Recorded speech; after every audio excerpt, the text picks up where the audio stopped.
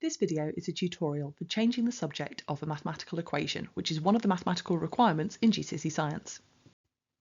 By the end of this video, you should be able to rearrange equations in three forms. Ones where two terms are multiplied together, one where two terms are divided, and one where we have more complex operations such as those involving squared signs. In your GCSE Science specifications, after all the subject-specific content, there's an appendix at the back called Mathematical Requirements. This lists the math skills that the exam boards have been asked to test you on within the GCSE Science exams. These math skills make up 20% of the marks available across the papers, and they don't include things like adding up or multiplying. Those skills have to be at a sufficiently hard level that they could be examined in one level below the level you're taking of maths exam. So in other words, if you're taking the higher tier science exams, they've got to be at least hard enough to feature in the foundation tier maths exams. And if you're taking the foundation tier science exams, then they need to be hard enough to be included in a key stage 3 maths exam. That does mean that in general they should mainly be quite approachable, but it's definitely worth making sure you're confident in them before you get to your science exams, because they are worth a fifth of the marks. Almost all of the equations in GCSE Science are going to take the form where one of the terms is on its own and then everything else is included in the other side of the equation. That term that's on its own is what we call the subject of an equation. But quite often we might want to calculate something that isn't currently the subject, and that's why we would need to rearrange it. So let's say we had a question where we were given a value for v and we were given a value for r, but we didn't know what the value for I was, and therefore we're going to rearrange this equation to make I the subject. In other words, to get I on its own on one side of the equation. In order for us to do this, we're going to need to use inverse operations, and it's going to be very helpful if we understand that where two letters are next to each other, like this I and this r, that means that they're multiplied together. So right now, I is multiplied by r, and I don't want I multiplied by r, I want I on its own. So we're going to do the inverse operation of multiplication, which is division. I'm going to divide this side by r, and whatever I do to one side of the equation, I have to do to the other side of the equation. So I'm also going to divide this side by r. So that gives me v divided by r is the same thing as I times r divided by r. And that times and divide by r are obviously going to cancel out. So we can then just skip them out. And we're left with v divided by r is I. So this equation has now been rearranged, and we can use this to find the value of I. Here's another example of a commonly rearranged physics equation. So at the moment we've got force is mass times acceleration, and let's say that we know what the force is and we know what the mass is, but we want to calculate the acceleration. So the first thing that I'm going to do is divide both sides by m, because I don't want a multiplied by m, I want a on its own. So this is going to give me f divided by m, which here I've expressed as a fraction, but you could still use the divide sign. It's going to be the same thing as m multiplied by a and then divided by m. We can then cancel out those two m terms, and what we're left with is force divided by mass is acceleration. Here are 5 examples for you to have a go at rearranging that all follow this level 1 format, where we just have two terms multiplied together. So for our first one, P is E over T, or E divided by T. Then we're going to have G is W over M, or W divided by M. Then K is F over E. V is S over T.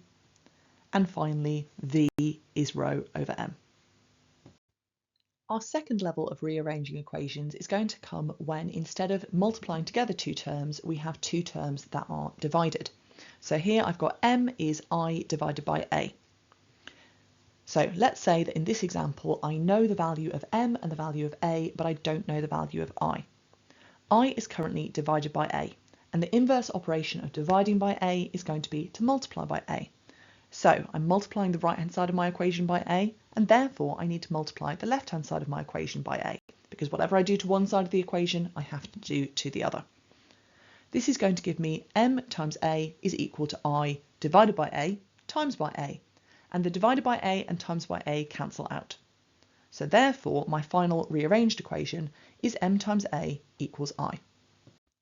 Let's now take that same calculation, and instead of rearranging it to make I the subject, we're going to rearrange it to make a the subject. This is ever so slightly more complicated and involves one extra step. So to begin with, we're going to need to move a to the other side of the equation, and we do this by multiplying both sides by a.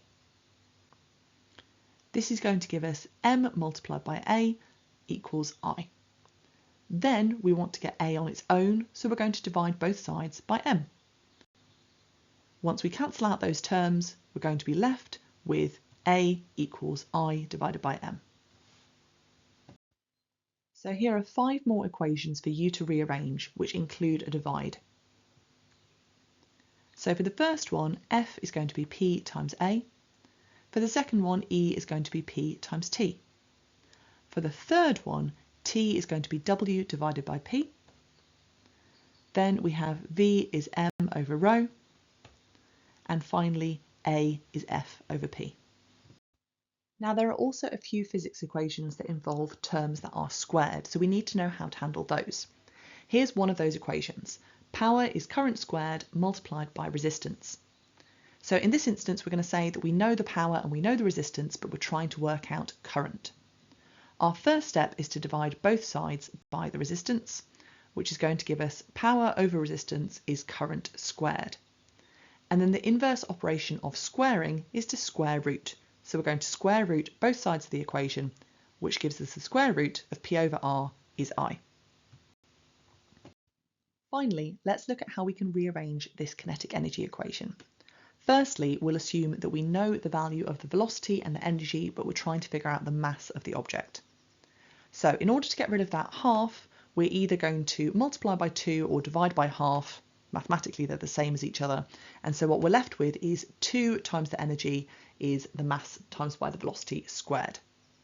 Then we're going to divide both sides by velocity squared to give us that m is 2e over v squared. And then even more challenging than that, you could be given energy and mass and asked to work out the velocity. So we would start off in exactly the same way by either multiplying by 2 or dividing by a half to give us 2e equals mv squared.